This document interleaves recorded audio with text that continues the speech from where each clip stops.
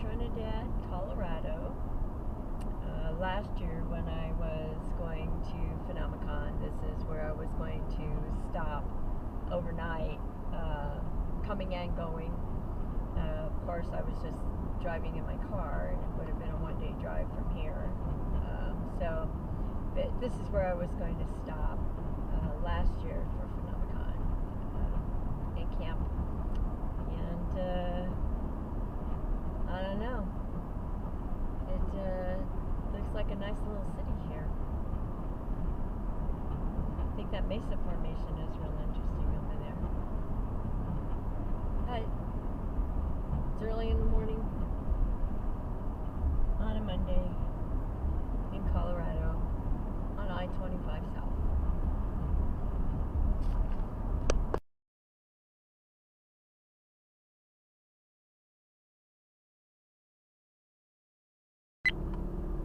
There is a nasty headwind here. It's like we were going along at 60 miles an hour just really easily, and now my engine is straining to 250 because we are driving straight into the wind, so that sure makes a difference.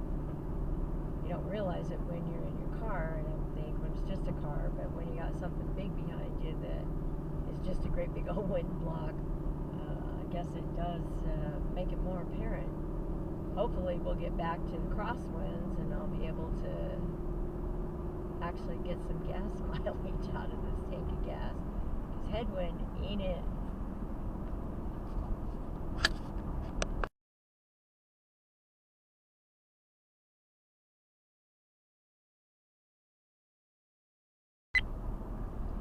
Well, I thought I was done with the mountains, but I guess I'm not. Here I am going back up into them to get out of Colorado.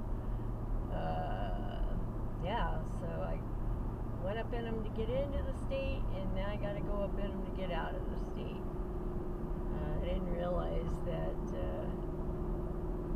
I-25 cut through a mountainous area. On the map it looks flat. So anyway, we're back in the mountains. I don't know how long these go.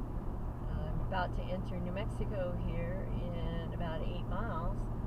So, yeah. Anyway, so much for gas mileage today.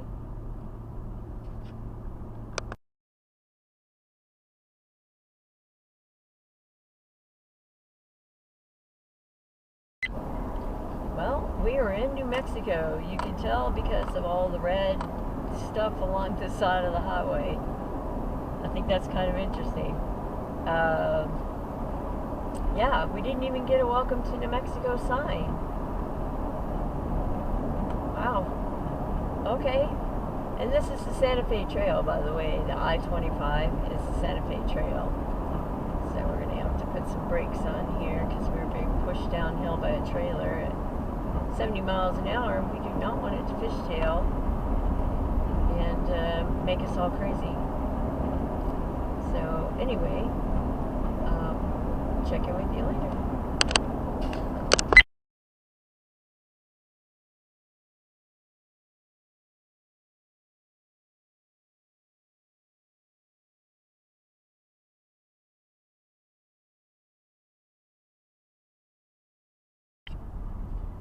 Okay, so we're on Highway 84, heading to Clayton. I guess that's the next big town. There's a few small towns in between. And then the next road I'll be getting on will be US 385 in about 140 miles. So Miss Thing and I have decided that the next town that we come to, we're going to stop for gas. Even though we still have plenty, we're still going to stop for gas anyway, because that's what you do when you're out in the middle of nowhere traveling these U.S. highways, because you never know when you're going to come across your next gas station. So anyway, really pretty landscape through here, and I can see why they call New Mexico the land of enchantment, because this is really pretty. So anyway,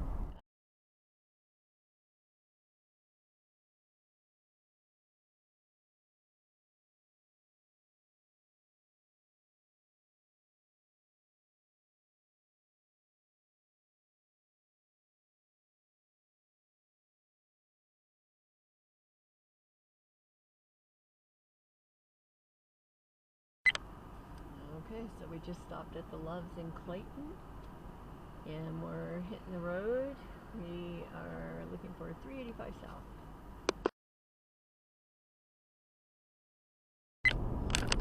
Well, 10 miles, and we're in Texas, so that's pretty good progress.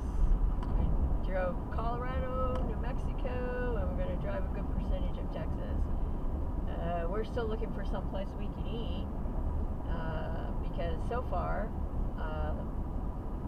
they haven't had anything that, I can eat at Chester's, but Winky can't, because it's fried chicken and she can't have the grease.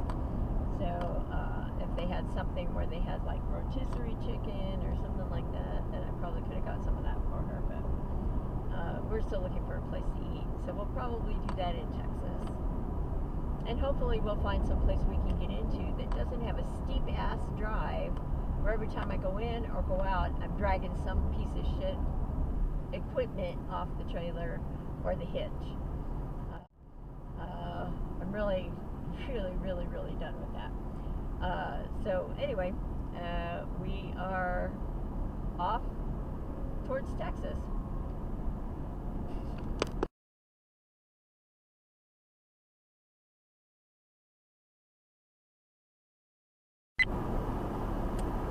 So that looks like it's Texas off in the distance, because we just passed the number 2 mile marker. So we'll be, says we got 53 miles to find 385 South.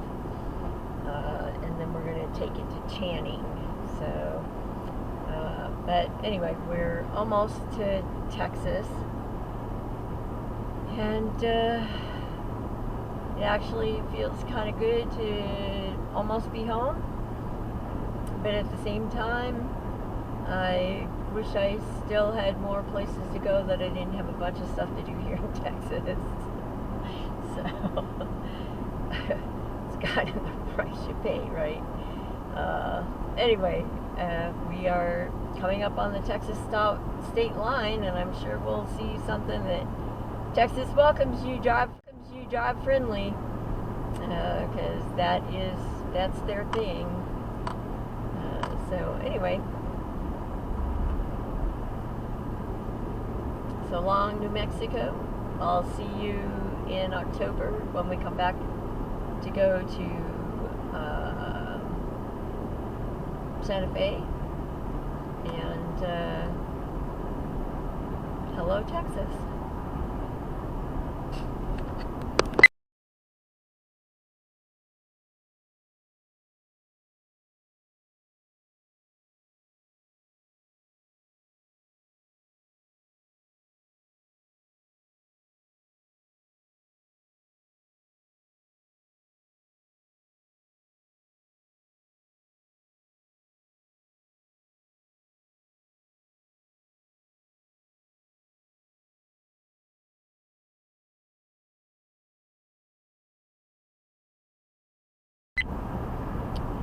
Well, 87 brought us in at the very top of the Panhandle, because I'm coming down 385 now and heading into Amarillo.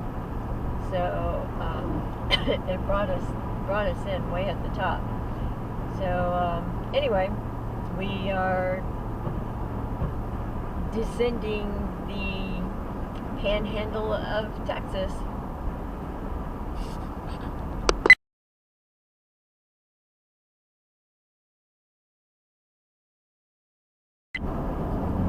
It does not matter where you are traveling in Texas. It is long and boring. It takes forever to get anywhere.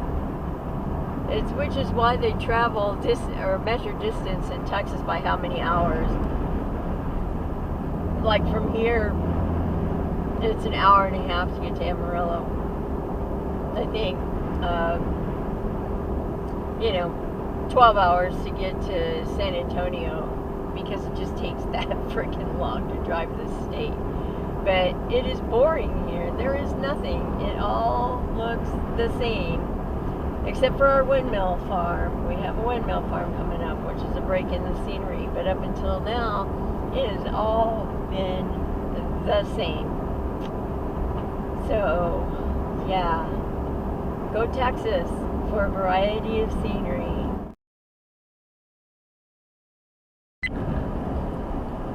So, here we have more of Texas. Nothing to see here. More of the same. The houses are nice. It's nice to look at the houses and the tree growth around them and stuff. But as far as the landscape, there is nothing new to see here.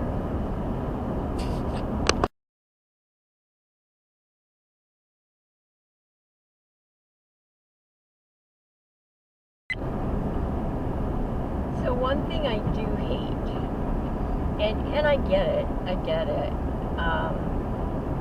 is when especially the semi tractor trailers, the 18-wheelers, big rigs, whatever you want to call them, when they get behind me on roads like this, where the speed limit's 75, but I'm pulling my trailer at 60 because I don't need no fishtailing, and the wind is blowing really strong. So all it would take is one good gust to send the trailer ass in any direction and cause me to overcorrect or whatever. So I drive at 60, and there's pretty much open passing on these roads. The problem is it seems like the semis come up behind me when we get to a stretch where there is a double yellow line, and they will pull out and pass me, and I have no idea they're behind me because I can't see them behind the trailer. So they come up, and then suddenly they're on the left side of me, and just, passing me. And I get it, because I'm doing 60 and they want to do 75, so I get that. But that's the only thing I hate about an 8-foot wide trailer, is that you can't see anything that's going on behind you at all, not even with the side view mirrors. I can see to the back of the trailer, and then boom, when they pop out, I can see them pop out. But I do not know they're there until they pop out to go around me. And so that is something that, if I do buy another trailer, I may go with the 7-foot wide rather than the 8. And, just because it freaks me out a little bit when suddenly there they are passing me on the left. So that is one thing I do hate about an 8-foot trailer. I suppose I could get the extended mirrors to put on there, but then I'd be a hazard with the extended mirrors. Some of the roads that we've been on have been very narrow, and so that would cause a hazard with clashing mirrors with other vehicles going the other way.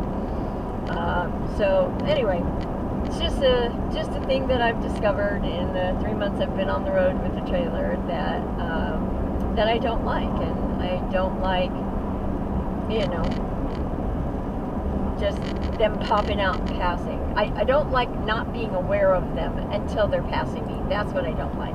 It's not that I don't like that they're passing me. That's crazy, because I'm doing 60, they're doing 75. So, but it's that I'm not aware of them until they're like right here passing me. So that's the part that I don't like, and that creates a little bit of disturbance for me.